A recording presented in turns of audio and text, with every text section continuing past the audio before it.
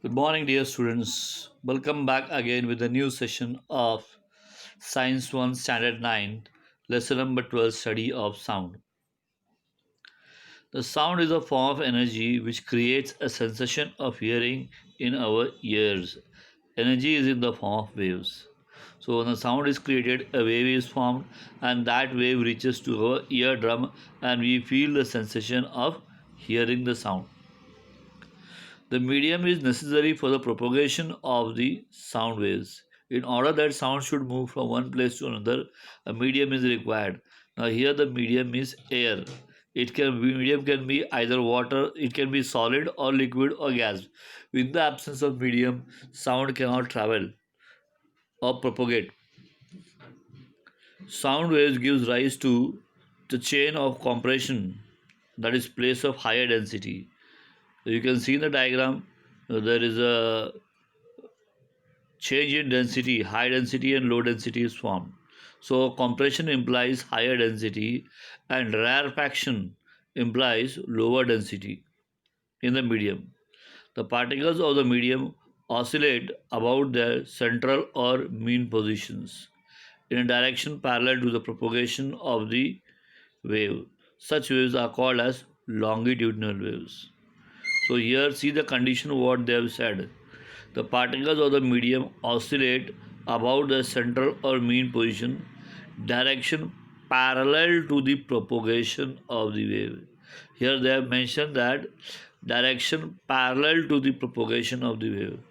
The word parallel is important in longitudinal waves because other type of wave is transverse waves in which instead of parallel it is perpendicular to the propagation of wave is there, and therefore it is necessary that you have to underline this word parallel to the propagation of the wave for longitudinal waves. And on the other hand, waves created by dropping a stone in the still water, the particles of water oscillate up and down. These oscillations are perpendicular to the direction of propagation of the waves. Such waves are called as transverse waves. So we have gone through two type of waves: longitudinal waves and transverse waves. Longitudinal waves parallel to the propagation of wave, and transverse wave perpendicular to the propagation of the waves. A sound wave can be shown in the form of the graph.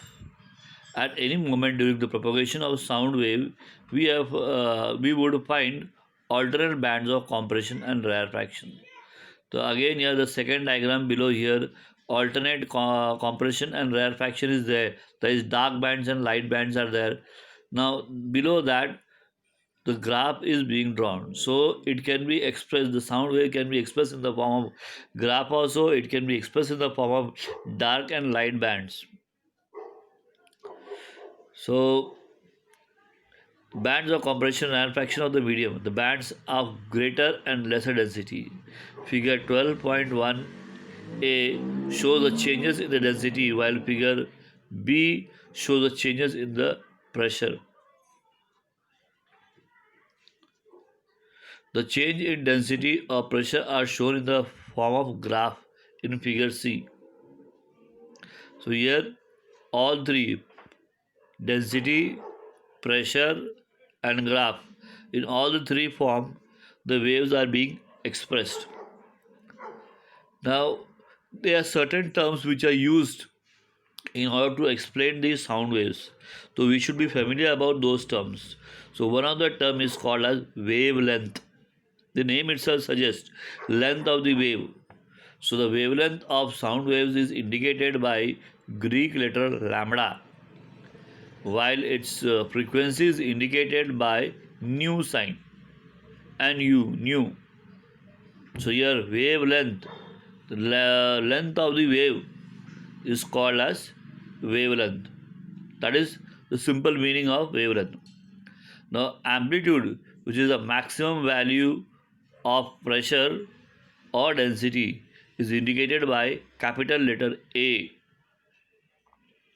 Since the wavelength is indicated by lambda or lambda, and frequency is indicated by nu, similarly amplitude is indicated by capital letter A, or we call it as Armstrong. The time taken for one oscillation of pressure or density at a point in the medium is called as time period, and it is indicated by capital letter T. The time required for one oscillation, that is alternate compression and rarefaction, is called as time period T. The value of frequency determines the pitch, high or low, of the sound, while the value of the amplitude determines the strength or loudness. I repeat again, the value of frequency determines whether the sound is high pitch or low pitch, while the value of the amplitude determines the strength or loudness.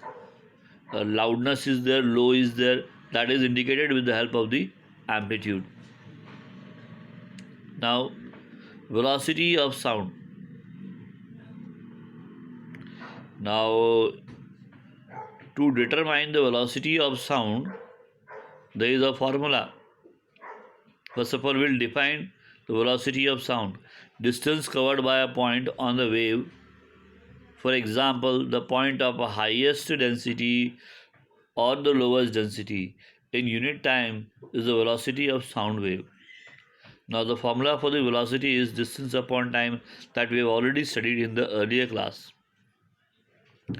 Any point in the sound wave covers a distance equal to lambda, or wavelength,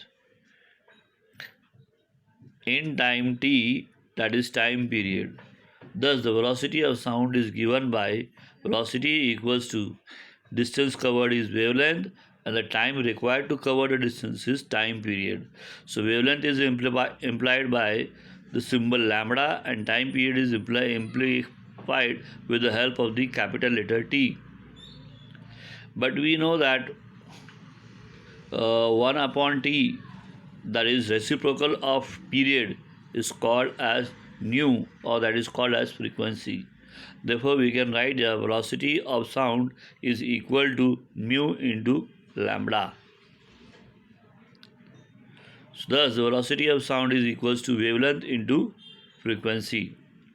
Now, in any medium at fixed physical condition, the velocity of sound of different frequency is nearly the same. The velocity is highest in solids and the least in gases. It increases with the increase in the temperature of the medium. So, it's not only one factor which is responsible for the velocity of sound. Various factors are there.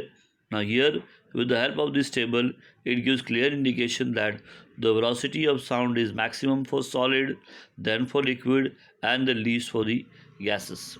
But different substances have different density, and according to a density and according to the temperature and pressure, the velocity of sound is different for different substances.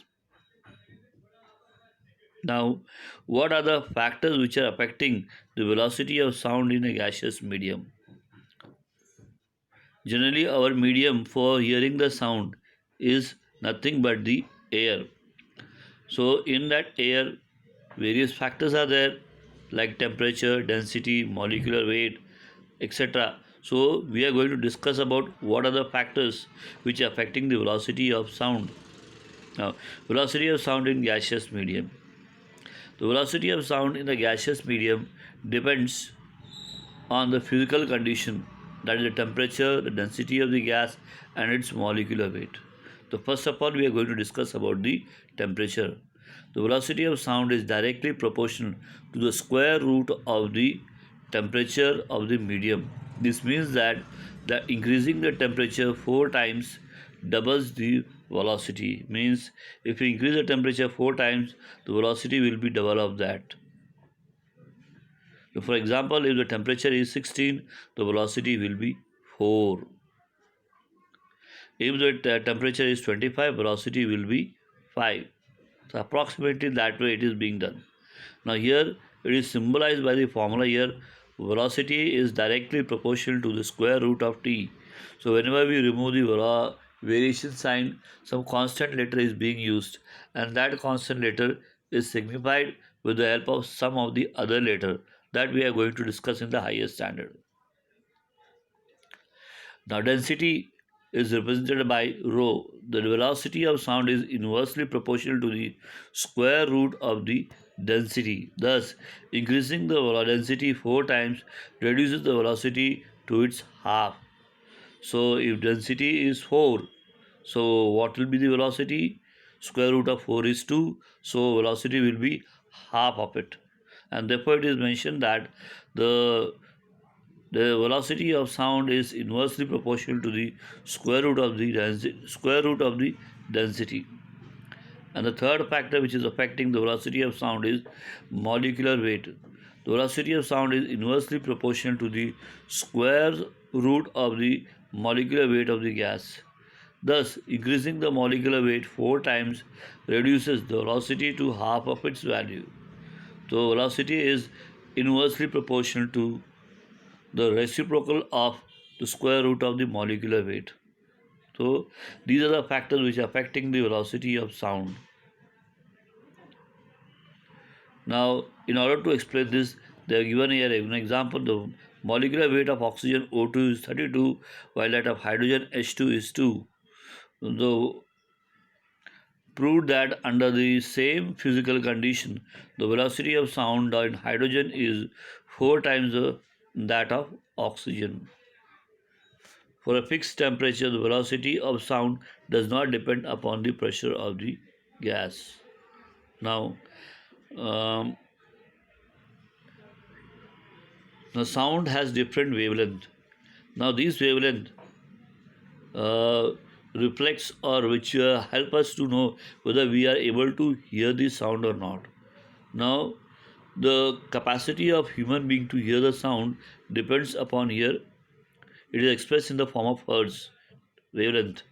Now here the limit of hearing the human ears are 20 hertz to 20,000 hertz. That is, the human can hear the sounds of frequencies in this range. These sounds are called as audible sounds. Our ear cannot hear the sound of frequencies lower than 20 hertz and higher than 20,000 hertz, which we also write it as 20 kilohertz. Sound with frequency smaller than 20 hertz is called as infrasound, and the sound produced by a pendulum. Here they have explained it with the help of example. The sound produced by the pendulum and the sound generated by the vibration of the earth crust just before an earthquake are example of such sounds. Sound waves of frequency greater than 20 hertz are called as ultrasound, which we get 20 kilohertz are called as ultrasound. That also we cannot hear. We can hear the sound only between 20 hertz to 20 kilohertz. Be less than 20 hertz and more than 20,000 hertz or 20 kilohertz, we cannot hear the sound. Now, for example, the dog, mouse, bat, dolphin, etc. have a special ability to hear the ultrasonic sounds. Thus, they can sense some noise which are inaudible to us. Children under the 5 years of age and some creatures and insects can hear waves with frequency up to 25 kilohertz. Bats, mice, dolphins, etc. can also produce ultrasound.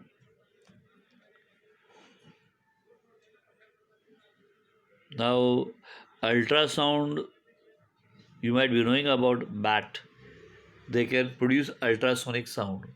Now, with the help of this sound, they can fly in the dark also without colliding any of the obstacles. Those who they don't have eyes or and still the bat have the ability to fly in the dark. That is because the bat produces the ultrasonic sound. Ultrasonic sound reflects the obstacles and and then the bat hears the echo of it, and thus they change the direction, and thus they do not collide with any of the obstacle. So uses of ultrasonic sound. The various uses of ultrasonic sound is there. So we'll discuss about the uses of ultrasonic sound for communication between ships at sea. In order to communicate with the among the ships, here we are using ultrasonic sound, to join plastic surfaces together, to sterilize liquids like milk by killing the bacteria in it so that the milk keeps for a longer duration. Now, because the bacteria cannot bear the ultrasonic sound, they are being killed if ultrasonic sound is passed through the liquid, and therefore it is necessary that milk should be passed through ultrasonic sound, which will kill the bacteria, and thus milk can be kept for longer duration. Ultrasonic sound is also used in ECG, which you call it as echocardiography, which studies the heartbeats. It is based on ultrasonic waves, we call as sonography technology. To obtain the images of internal organs in a human body, also ultrasonic sound is being used. In industry, to clean intricate parts of machines where hands cannot reach, used or ultrasonic sound is used in the field of industry also, and it is also used in order to find out any cracks or faults in the metal blocks, because if cracks and faults are there in the metal blocks, then the ultrasonic sound cannot pass through it, it can easily pass through it, and thus ultrasonic sound helps in many of the fields. Remaining part of this lesson we are going to discuss in the next class. Till then, have a great day.